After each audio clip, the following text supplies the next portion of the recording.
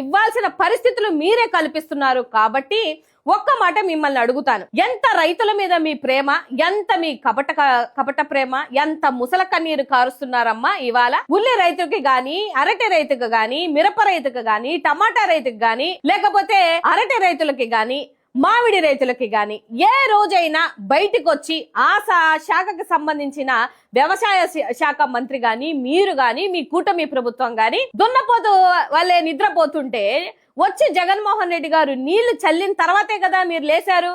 ఆయన వెళ్ళి కదా రైతులతో మాట్లాడిన తర్వాతనే కదా సెంట్రల్ మినిస్టర్లకి లెటర్ రాశారు.